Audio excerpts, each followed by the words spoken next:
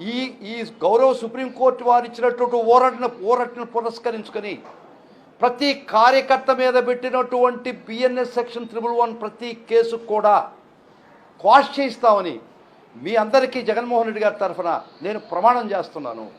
కాబట్టి కార్యకర్తలారా, జరిగిపోయింది గతం గత. వేధింపులు పడ్డారు, జైళ్లలో మగ్గారు, భార్యాబిడ్డలు చూసుకొని నెలల కాలం అయింది మీరు ఇంటి మీ కుటుంబంతో మీరు గడిపి.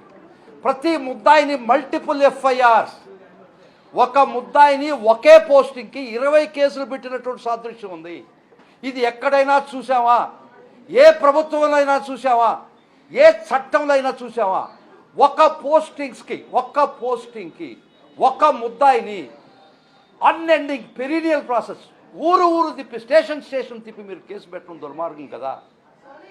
మల్టిపుల్ ఎఫ్ఐఆర్స్ పెట్టకూడదని, ఒకే అఫెన్స్కి ఒకే ఇన్సిడెంట్కి మల్టిపుల్ ఎఫ్ఐఆర్స్ పెట్టకూడదని గౌరవ సుప్రీంకోర్టు వారు అర్నాబ్ గోస్వామి, టీటీకే యాంథోనీ కేసులో చెప్పడం జరిగింది.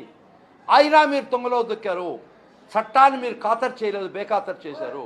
కానీ ఒక్కటి మట్టుకు చెప్తున్నాం, మీరు అనుకునేది ఏంటంటే మేము మల్టిపుల్ ఎఫ్ఐఆర్స్ పెడతాం, మీకుండే రెమెడీ ఏంటంటే అవి క్వాష్ చేసుకోవచ్చు కదా, క్వాష్ చేసుకునే మాత్రమే మీకు హక్కు ఉందనుకుంటున్నారేమో, మర్చిపోకండి. 163, 166 ఐపీసీ ప్రకారం if a public servant disobeys the law, he is liable for punishment. మీరు సుప్రీంకోర్టు చెప్పినటువంటి మల్టిపుల్ ఎఫ్ఐఆర్స్ పెట్టకూడదని గౌరవ సుప్రీంకోర్టు చెప్పినా కూడా మీరు తెలిసి కూడా మల్టిపుల్ ఎఫ్ఐఆర్స్ పెట్టారు. కాబట్టి ఆ పెట్టిన ప్రతి ఆఫీసర్ చట్టం ముందర దోషిగా నిలబెడతాం. కార్యకర్తలారా, నిజంగా ఈరోజు సుదినం, ఈరోజు మొదలైన సుదినం. It is the beginning for the good days.